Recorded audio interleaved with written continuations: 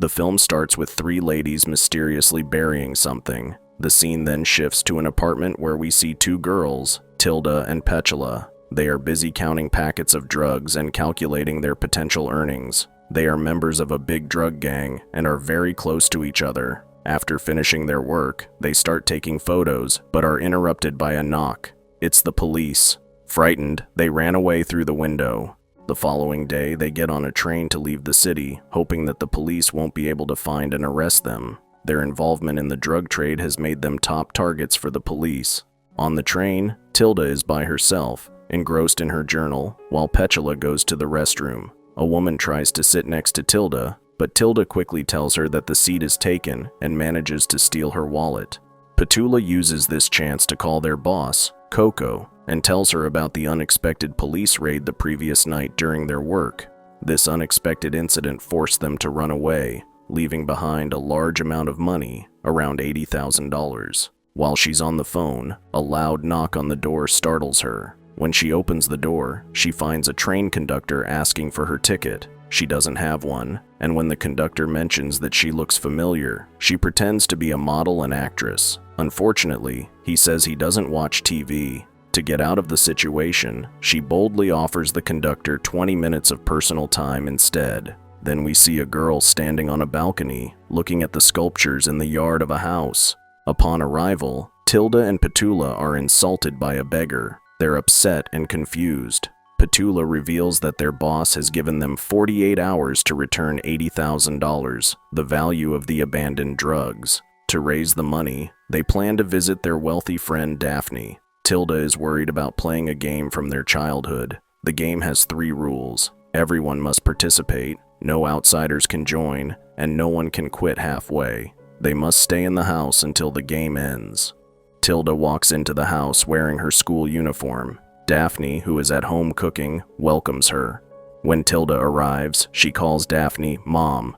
Their game is a role play. One of them pretends to be a doctor, while the other 2 act as mother and daughter.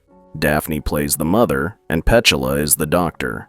Daphne cooks for Tilda, thinking she just got back from school. When Daphne sees Tilda's long nails, she is disgusted and insists they be cut right away. When Tilda doesn't agree, Daphne decides to cut them herself with scissors. Suddenly, the doorbell rings. It's their friend who, in their game, is the doctor. She comes into the house, ready to play her role. This time, Tilda tries to leave as she opens the door, but Petula stops her. When Petula comes in, she checks on Daphne and says she's fine. Daphne tells her that her daughter has a continuous cough. To please Daphne, Tilda starts coughing. When Daphne mentions that there's something wrong with Tilda's posture, Petula takes out her reflex hammer and taps Tilda's knee. But Daphne reminds her of their game's first rule: everyone must participate. So, she takes a bigger hammer and hits harder, causing Tilda a lot of pain and making her scream. After that, Daphne asks the doctor to measure her, but when Petula realizes she's forgotten the tape, Tilda reminds her of their game's 3rd rule: no one leaves. Daphne prepares a strange soup from flowers and grass for dinner and ties Tilda to the dining table. Tilda asks Petula for some salt and uses this chance to remind her that they only have 41 hours left.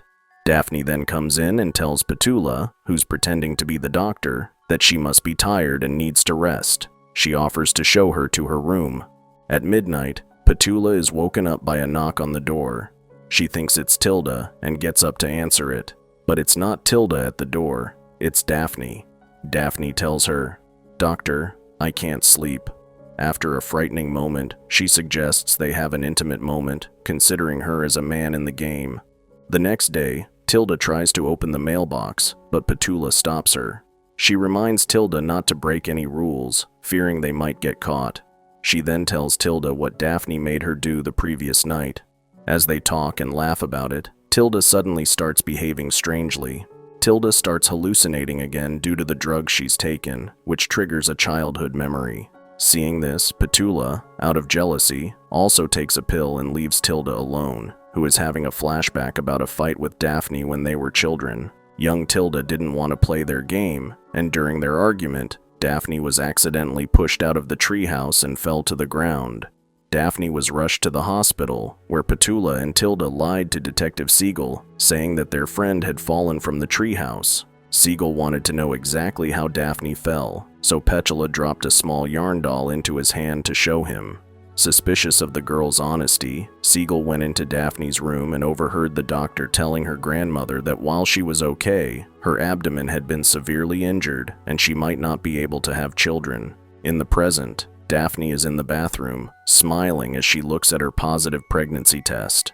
At the same time, Petula feels like her arm is burning. Thinking she's injured, she wanders around the mansion until she finds the car keys in Daphne's room. She quickly goes outside and tells Tilda they need to leave, but as she tries to open the car, Daphne appears and knocks them both out with a baseball bat. At the police station, Siegel promises to handle Daphne after getting a call.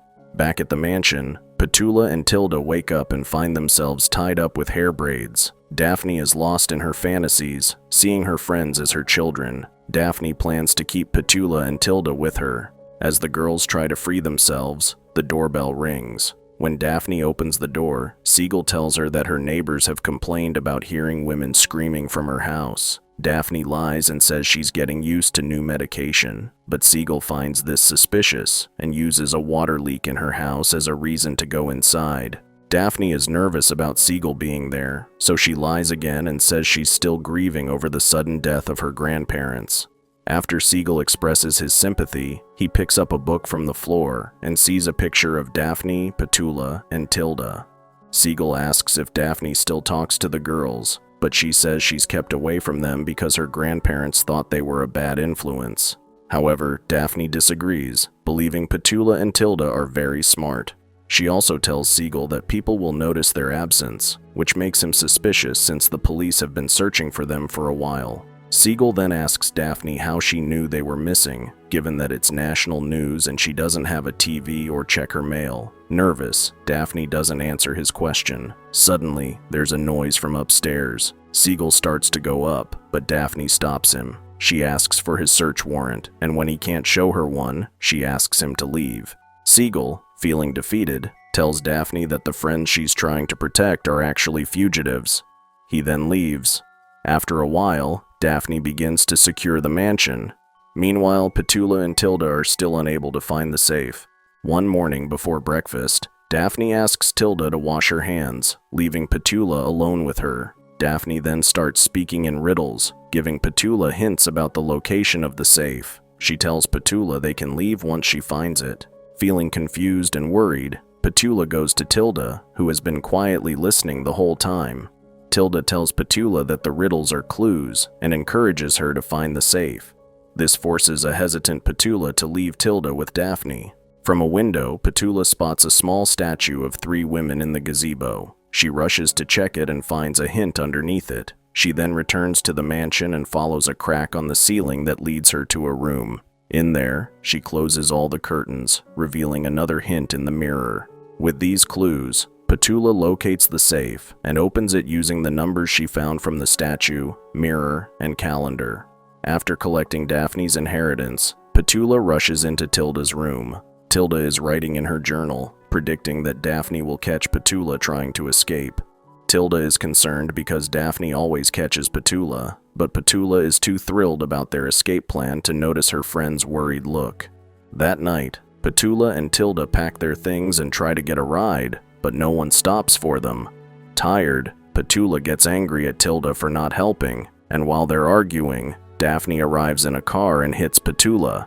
Later, Petula wakes up to find herself tied to a wheelchair. Daphne makes it clear that she won't let them go and takes Petula to a room where Tilda is locked in a cage. Daphne recalls the night she poisoned her grandparents because they wanted to hire a caretaker for her. As a punishment for the girls, Daphne forces a scared Tilda to watch as she gives Petula a Glasgow smile. In the meantime, a homeless man from the train station tells Siegel that he saw the girls a few days ago. The next day, Daphne tells them they can leave, but warns them that the police are looking for them. She then teases them, saying the police might not recognize them because of their scars. Suddenly, Daphne gets angry and tells the girls to clean the room for her baby. Tilda reminds Daphne that she can't be pregnant because she's unable to have children. Daphne insists that she can feel the baby moving, and when Tilda asks who the father is, Daphne says it's the doctor. Tilda can't help but laugh, while Petula goes along with it and tells Daphne she needs an emergency C-section. In another room, Petula and Tilda put on medical clothes and get ready to perform surgery on an unconscious Daphne, planning to kill her with surgical tools. But Siegel shows up just in time to stop them, telling Petula and Tilda to put their hands behind their heads. But then, Daphne suddenly wakes up and stabs Siegel in the back. Tilda also attacks him, and even though Petula at first doesn't want to hurt Siegel, she ends up hitting him with a mallet. Afterwards, the girls bury Siegel's cut-up body in a distant forest, and when they get back, they notice Siegel's car, so they drive away and throw it into a pond. But slowly, the yarn doll pops out, even though they didn't notice it before going back to the mansion, where their injuries disappear after they take a shower. In the bathroom, Petula dances and sings to music only she can hear, and shaves until her face is bloody. At the same time, Tilda and Daphne are in the kitchen, still pretending to be mother and daughter. Tilda stands up and bows, and when Petula does the same, it looks like they've just finished a performance. Tilda is playing in the yard while Daphne and Petula watch her. When Daphne leaves and Petula realizes she's alone, she follows them and calls their name outside, where she's surprised by a bloody seagull. Daphne and Tilda just laugh at Petula, and as they're about to go back to the mansion, Petula notices the mailbox is open. Inside, she finds the small yarn doll she had given to Siegel. Confused, Petula grabs a shovel and digs up Siegel's grave, only to find it empty. Frustrated, Petula goes back to the mansion and sits on the couch. She then realizes that the same piece of gum she had stuck under the train seat is now under the couch. Petula finds out that the bottom of the couch is full of gum. She also finds Tilda's journal, which has everything that's happened to them so far. Daphne is happy that Petula has found the diary, hoping it might persuade Petula to stop trying to escape. Daphne then discloses that Petula always attempts to flee whenever they play their game, but she always ends up coming back and forgetting everything. She also points out the marks on Petula's arms, which are from her attempts to run away. Frightened, Petula seeks help from Tilda, who later reveals that all the incidents, including those on the train, are not real and are just part of their pretend game. Petula breaks down in tears as Tilda reassures her that they don't need to leave the mansion because they have everything they need there. Finally understanding the truth, a desperate Petula accepts Tilda's offered hand. In a room, a toy train set is seen moving. It turns out to be the same train the girls had boarded earlier. They also enjoy painting, and they use a type of acrylic paint named Siegel. Later, the girls decide to end their lives by hanging, cutting their wrists, and drinking poison. However, this just concludes another round of their game. After a while, an older Daphne is washing dishes when she hears the doorbell ring, pressed by an older hand. Tilda comes home and greets Daphne as if she's her mother, suggesting that they've been playing their game for a long time. When the girls were kids, they played a harmless and enjoyable game. But as they grew up and their fantasies became more intense, the game became their reality. The movie ends as Petula was the only one who tried to stop the game, but despite her efforts, she always ended up playing again. This indicated that they couldn't go back to the real world because they were too caught up in their imaginations. Did this story spook you out? Let us know in the comments below. For more horror movie recaps, subscribe to our channel, and we will see you in the next one. Fear awaits you.